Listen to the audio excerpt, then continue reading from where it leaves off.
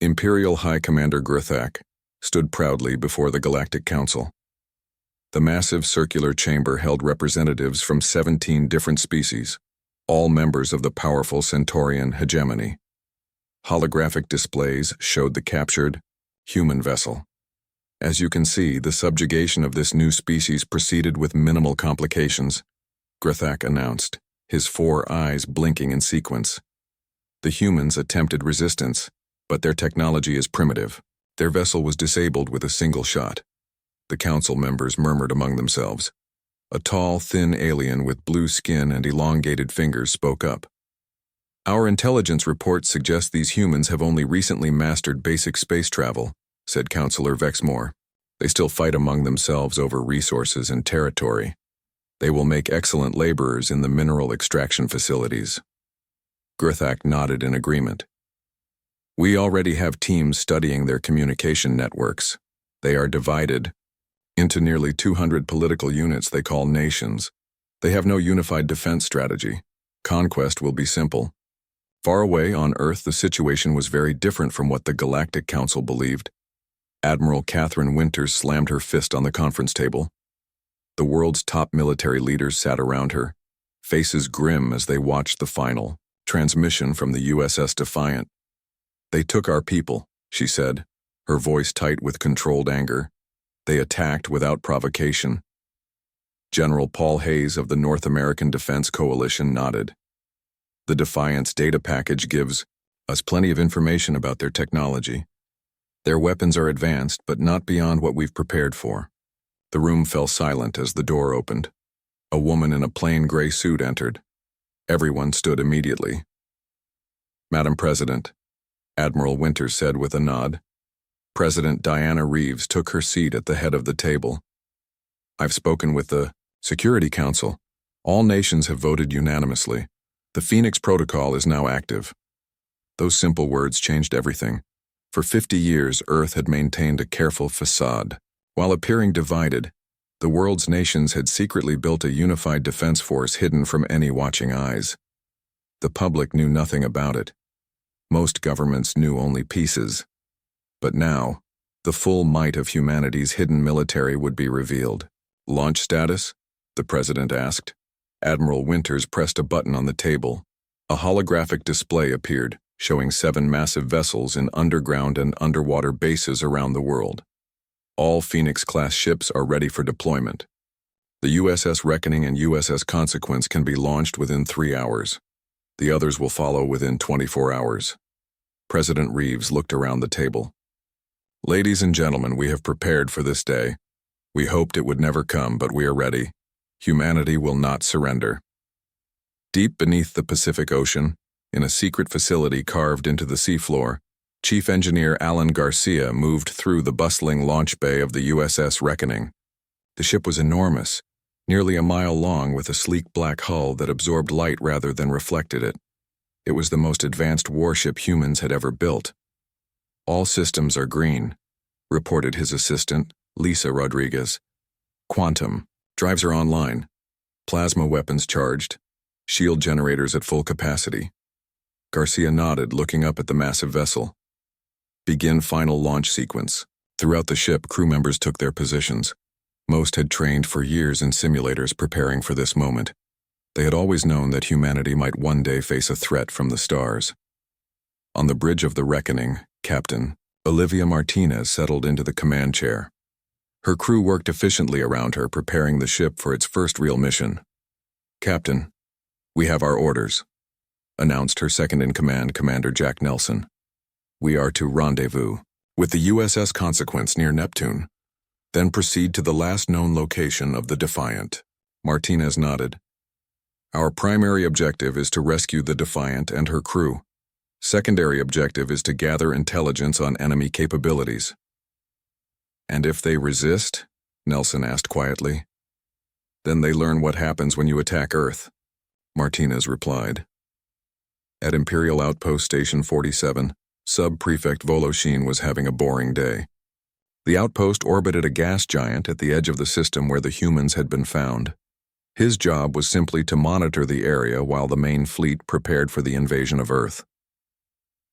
The captured human vessel sat in the station's docking bay. Its crew had been taken to the Central Processing Center. The ship itself was being studied by Imperial technicians. "Anything interesting?" Voloshin asked one of the techs. "Primitive technology," the tech replied. "Chemical propulsion for standard movement. Basic nuclear fusion for what they call faster-than-light travel. Their weapons are mostly kinetic projectiles with some low-grade energy weapons." Voloshin nodded. It was what he expected. Another, easily conquered world to add to the Empire's collection. An alarm suddenly blared. The monitoring station lit up with warning signals. "What's happening?" Voloshin demanded. The sensor operator looked confused. "Unknown energy signature detected. Very powerful. It just appeared near the outer moon." "Show me," ordered Voloshin. The main screen activated. What it showed made Voloshin's 4 eyes widen in shock. 2 massive vessels had somehow appeared without warning. They were black, angular, and clearly built for war. Each was many times larger than the patrol boat they had captured. "That can't be a human warship," he said in disbelief. "Our intelligence says they don't have this technology." "They're moving toward us," the sensor operator reported, voice rising in panic. "Energy readings are off the charts." Voloshin reached for the communication panel. "This is Imperial Outpost 47 to unknown vessels. Identify yourselves immediately."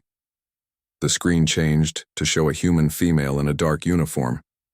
Her face was calm, but her eyes were hard. "This is Captain Olivia Martinez of the United Earth Defense Force," she said. "You are holding our people against their will. Return them immediately. Withdraw from this system, and we may consider this a misunderstanding rather than an act of war." Voloshin stared in shock. How had the humans built such ships? How had Imperial intelligence missed this? "Those vessels are not possible," he said finally. "Our reports show your species has only basic space travel capabilities." Martinez's expression didn't change. "Your reports were wrong. Now, about our people?" Voloshin didn't know what to do. He wasn't authorized to negotiate with new species. "I must contact my superiors," he said. "You have 30 minutes, Martinez replied. "After that, we will take action to recover our people." The communication ended. Voloshin immediately sent an emergency message to Imperial Command. This situation had just become much more complicated. On the bridge of the USS Reckoning, Martinez turned to her tactical officer. "Lieutenant Howard, what's our status?"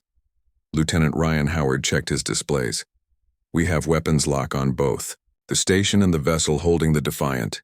Shields are at full power. The Consequence is in position on the far side of the moon." Martinez nodded. "And our surprise factor?" Howard smiled slightly. "Total, ma'am. Their sensors didn't detect us until we dropped out of quantum space. They have no idea what they're dealing with." "Good," Martinez said. "Now we wait 30 minutes. Then we show them exactly what happens when someone attacks Earth." The countdown had begun. The Galactic Empire was about to learn they had made a terrible mistake. Commander Evan Porter stared at the main screen of the USS Defiant. His eyes were fixed on the massive alien ship that had appeared near Saturn's rings just 30 minutes ago.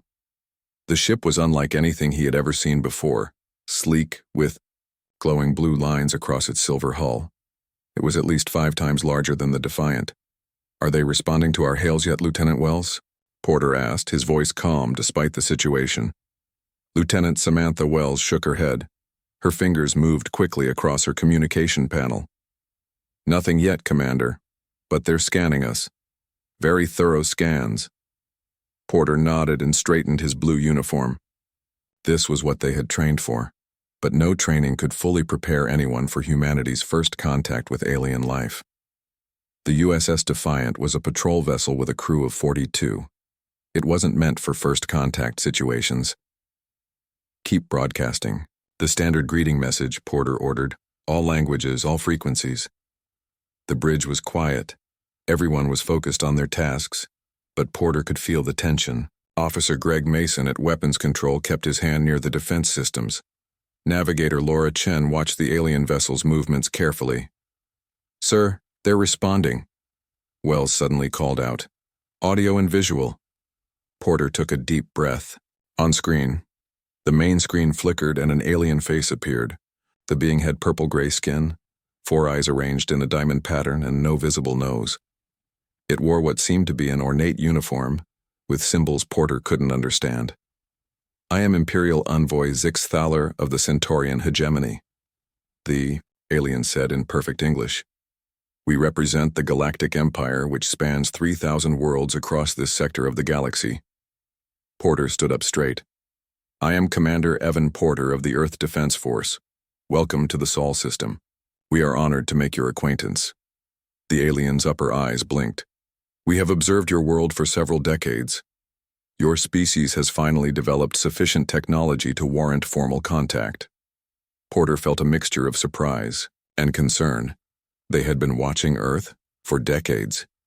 "We are pleased to meet other intelligent life," Porter replied carefully. "We hope this can be the beginning of peaceful relations between our peoples." The alien envoy made a gesture that might have been a nod. "The Galactic Empire has a standardized process for integrating new species. As a Class 3 developing species, your world will be granted protectorate status. Your resources will be cataloged and your population registered. Your military assets will be placed under Imperial control." Porter frowned. "I think there may be a misunderstanding. Earth is a sovereign planet. We're interested in diplomatic relations, cultural exchange, and trade, but not in surrendering our independence." The 4 eyes of Imperial Envoy Zix Thaler narrowed. "This is not a negotiation, Commander. This is simply how the process works. All developing worlds are integrated. This way, perhaps we should arrange for you to speak directly with Earth's leaders," Porter suggested. "I'm not authorized to make decisions of this magnitude." "Your authorization is irrelevant," the envoy stated flatly. "You will power down your weapons and prepare to be boarded. A registration team will transfer to your vessel. Your crew will provide full access to your ship's database." Porter stood his ground. "I can't allow that, Envoy. I suggest we both contact our superiors and arrange a formal diplomatic meeting." The alien's skin darkened slightly. "Your cooperation is not required, merely preferred."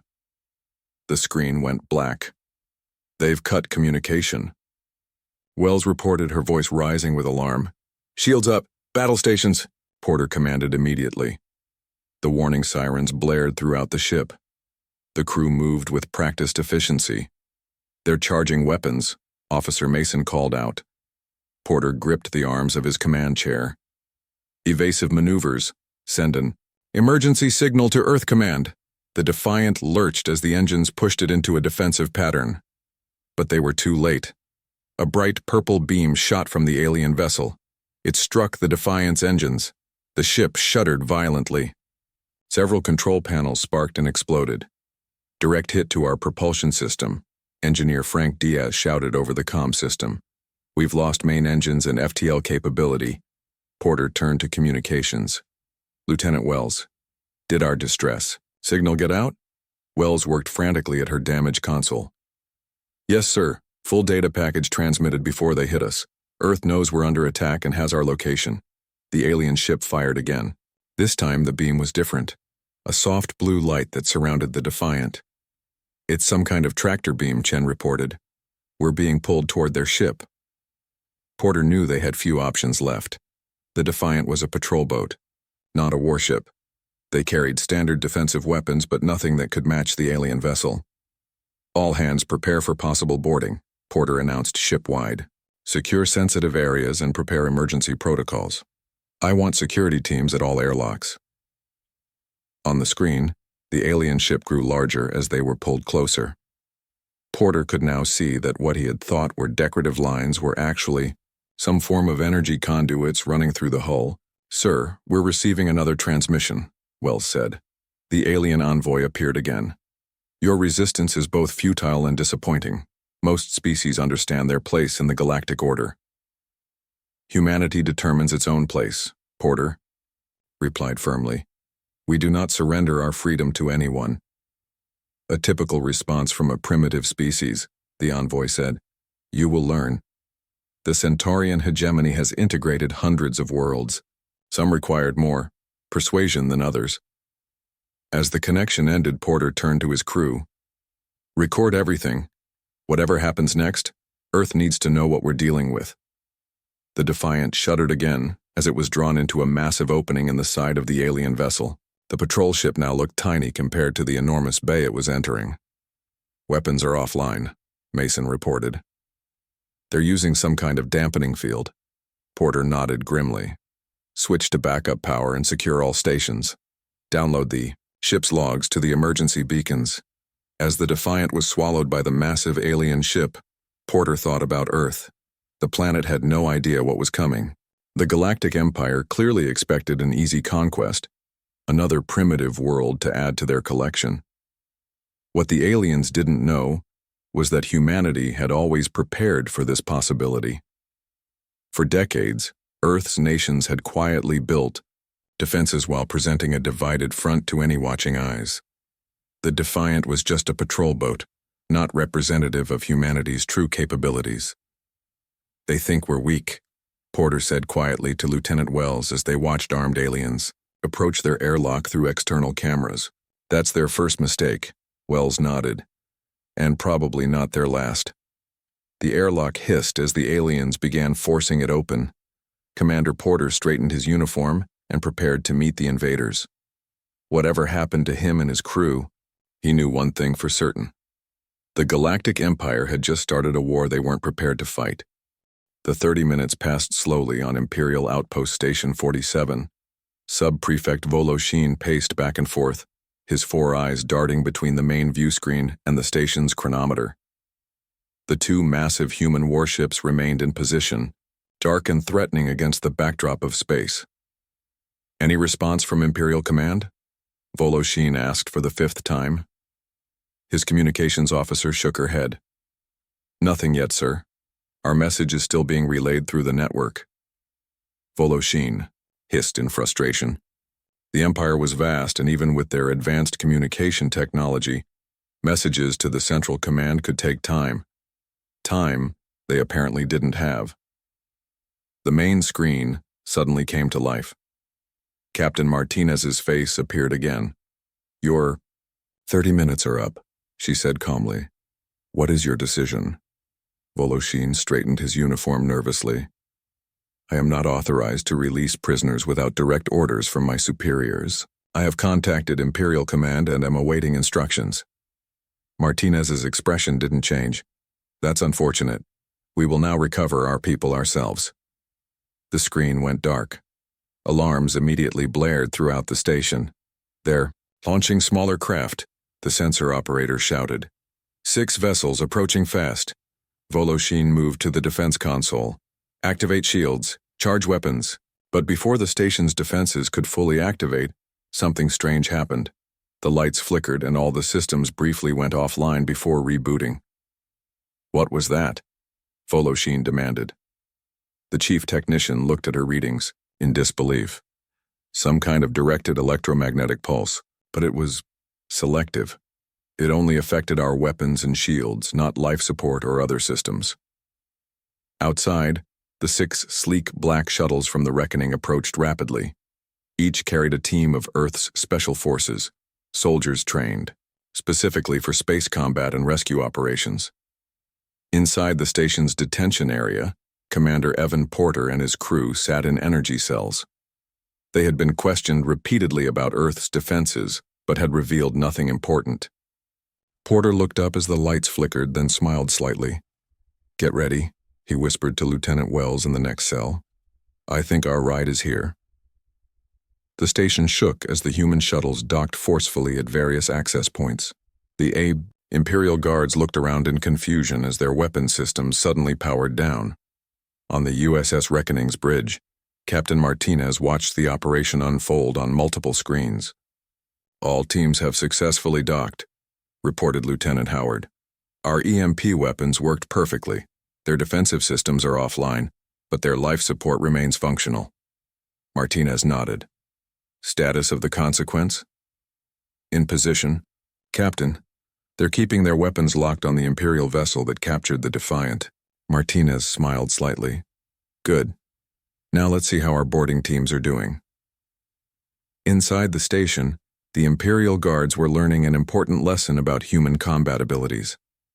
The Earth Special Forces moved with practiced precision, using non-lethal sonic weapons that incapacitated the aliens without killing them. Major Steve Collins led Alpha Team through the station corridors. His helmet display showed the location of the Defiant's crew, based on scans that had penetrated the station's walls. Command, this is Alpha Leader, Collins reported. We're approaching the detention area. Minimal resistance so far. When they reached the detention block, they found a dozen Imperial Guards blocking their way. The aliens were tall, their purple-gray skin distinctive in the station's harsh lighting. Stand aside, Collins ordered through his helmet's translation system. We're only here for our people. The lead guard raised a hand device. Return to your vessels immediately or face Imperial justice. Collins sighed. We tried to do this the easy way. He raised his hand, and his team activated their sonic disruptors. The Imperial Guards dropped to the floor, clutching their head. Areas in pain. None were seriously injured, but all were incapacitated. Detention block secured, Collins reported as his team moved past the guards. Beginning extraction of our people. When they reached the cells, Commander Porter was waiting with a smile.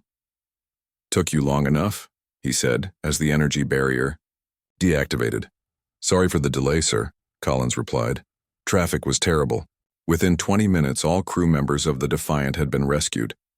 The boarding teams escorted them back to the shuttles, meeting only scattered resistance along the way. On the station's command deck, Sub-Prefect Voloshin watched helplessly as the humans efficiently extracted their people.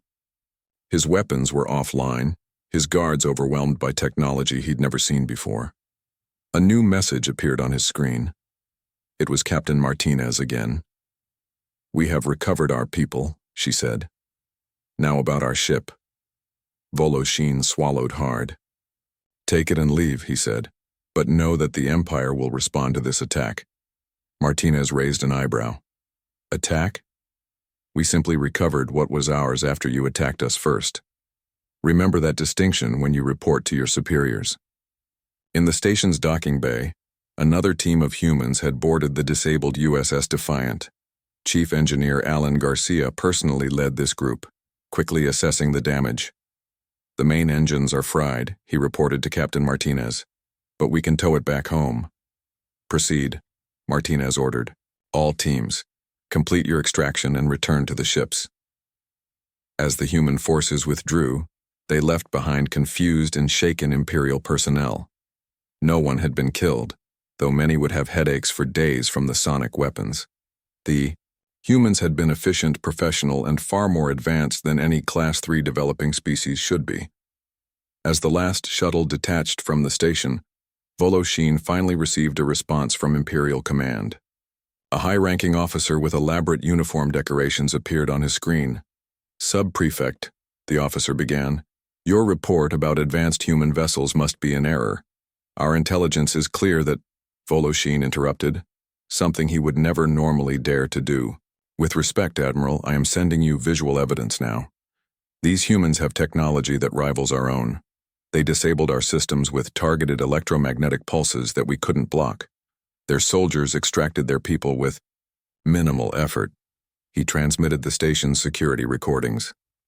The Admiral's expression changed from annoyance to concern as he watched. That can't be a human warship, the Admiral muttered almost to himself. How could our intelligence be so wrong? Outside the station, the human vessels activated their propulsion systems. The Defiant was secured by energy tethers to the Reckoning. With a flash of light that the Imperial sensors could barely register, the massive warships disappeared, jumping to a form of faster-than-light travel that the Empire had never seen before. On the bridge of the Reckoning, Commander Porter stood, beside Captain Martinez, watching the stars streak by outside. Thank you for the rescue, Porter said. But this isn't over, is it? Martinez shook her head. No. The Empire now knows we're not as primitive as they thought. They'll send more ships, probably an actual battle fleet next time. Porter nodded, grimly. At least now we know what we're dealing with. And they have no idea what they're dealing with, Martinez replied with a slight smile. That's our advantage. As the Earth ships raced home, the Imperial command was thrown into chaos. Emergency meetings were called. Intelligence reports were scrutinized. Surveillance data was re-examined. The Galactic Empire had made a serious mistake, and they knew it. The question now was how to respond to a species that had just proven to be far more dangerous than anyone had imagined. The Galactic Council chamber was filled with angry voices. Representatives from the 17 species of the Centaurian hegemony argued loudly. At the center of the room, a hologram showed the human warships that had attacked Imperial Outpost Station 47. "Impossible," shouted a reptilian counselor, slamming his scaled fist on the table. "How could a Class 3 species build such vessels without our knowledge?" Imperial High Commander Gurthak stood silently, his 4 eyes focused on the hologram. The human ships were impressive, sleek, powerful, and using technology that the Empire's sensors struggled to understand. "The humans must be eliminated," declared another counselor. "They are clearly more dangerous than we thought." Gurthak finally spoke. "We cannot rush into this. These humans defeated one of our outposts without killing anyone. They showed restraint. And their technology—" He paused.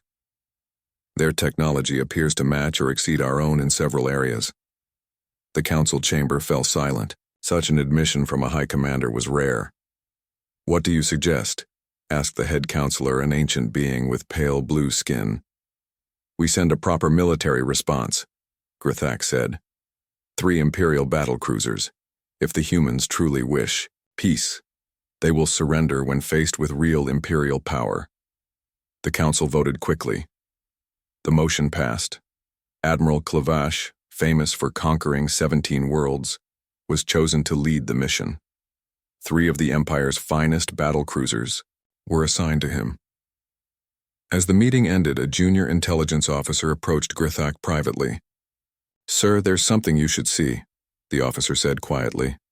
"Our deep analysis of Earth's communication networks shows something strange. Their public broadcasts and official channels show a divided world with limited space technology. But we've detected encrypted transmissions suggesting they've been unified in secret for decades." Gurthak's eyes narrowed. "You mean they've been deceiving any watching eyes? Deliberately appearing weaker than they are?" "Yes, sir.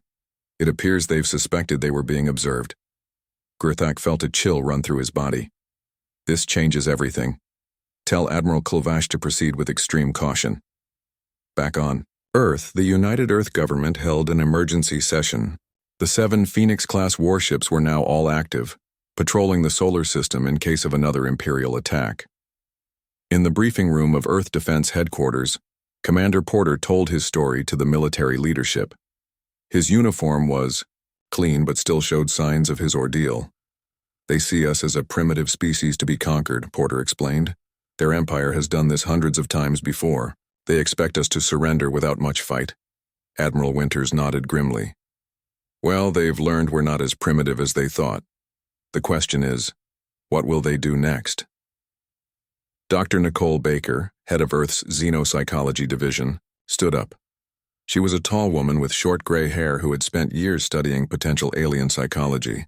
"Based on our brief interactions with them, the Centaurians value hierarchy and dominance displays," she explained. "They won't back down after being embarrassed. They'll send a stronger force next time, expecting to overwhelm us." President Reeves looked around the table. "Options?" General Hayes spoke first. "We could strike first. Our ships could jump to their outpost and destroy it before they can send reinforcements." Admiral Winters shook her head. "Too aggressive. We don't want a full-scale war if we can avoid it." "I have a suggestion," Dr. Baker said. "We should demonstrate our power clearly but leave them a way to retreat without losing face. Their culture values strength, but also efficiency. If we can show them that conquering Earth would cost too much, they might decide we're not worth the trouble." 3 days later, Earth's long-range sensors detected 3 massive Imperial ships entering the solar system. They were much larger than the diplomatic vessel that had captured the Defiant. Admiral Clavash stood proudly on the bridge of the Imperial destroyer Relentless. At nearly 2 miles long, it was one of the Empire's most powerful warships. Alongside it flew the destroyer, Invincible, and the destroyer Dominion. Initial scans of the system? Clavash asked his sensor officer. We detect 7 large vessels near the 4th planet, Admiral. They appear to be the human warships described in the report. Clavash smiled, showing his sharp teeth. Only 7? This will be quick. Set course to intercept. The Imperial fleet moved forward with confidence. In 17 previous conquests, Admiral Clavash had never failed. These humans would soon learn their place in the Empire. Near Mars, the 7 Phoenix class Earth warships formed a defensive line. Captain Martinez on the Reckoning received her orders from Admiral Winters. Remember, we want to show strength without starting a war we can't finish, Winters told her. Defensive posture only. Let them fire first. Martinez acknowledged the orders and addressed her crew. Battle stations, shields at maximum, weapon, systems ready, but do not fire without my command. The 2 fleets approached each other in the space between Mars and Earth. The Imperial ships were impressive, enormous, bristling with weapons, and clearly built to inspire fear. Admiral Clavash opened communications. This is Admiral Clavash of the Centaurian Hegemony. Your attack on an Imperial outpost is an act of war. Surrender your ships and prepare your planet for Imperial occupation. Captain Martinez responded calmly, her image appearing on the Imperial bridge. This is Captain Olivia Martinez of the United Earth Defense Force. We did not attack your outpost. We recovered our people after you attacked and captured them without provocation. Earth will not surrender. Clavash laughed. Then you will be destroyed. The Empire has conquered hundreds of worlds. Your 7 ships cannot stand against the might of 3 Imperial destroyers. Martinez's expression remained neutral. We prefer peace, Admiral, but we are prepared for war if necessary. Clavash ended the communication with a gesture. Target their lead vessel. Full weapons barrage. The Imperial ships fired simultaneously. Energy beams, plasma torpedoes, and graviton missiles streaked toward the USS Reckoning. On the Reckoning's bridge, Lieutenant Howard watched the incoming fire. Impact in 3, 2, 1. The ship shuddered slightly as the attacks hit its shields. Status lights blinked, then settled back to green. Shield status? Martinez asked calmly. Howard checked his console, then looked up in surprise. Shields. At 96%, Captain. Minimal power drain. Martinez nodded. Now it's our turn. Target their weapon systems only. Precision strikes, non-lethal damage. The Reckoning and the other Earth ships fired. Their weapons were unlike anything the Empire had seen before. Focused beams of energy sliced through the Imperial shields as if they weren't there, hitting exactly the targeted weapon systems with surgical precision. On the Imperial flagship, alarms blared as systems shut down.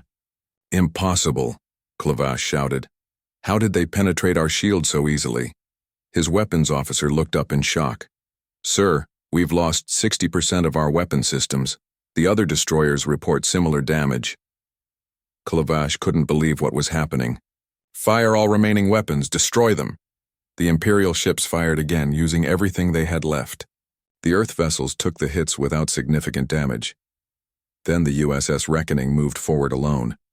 It fired a series of precise shots that disabled the propulsion systems on all 3 Imperial destroyers. Captain Martinez opened communications again. Admiral, this conflict is pointless. We've disabled your weapons and engines but left life support and other essential systems intact. We could destroy your vessels completely, but that's not our way. Admiral Clavash stared at the human, captain in shock. In all his years of service, he had never been defeated so easily. Admiral Clavash sat alone in his quarters aboard the disabled Imperial destroyer Relentless. For the first time in his long military career, he had been defeated.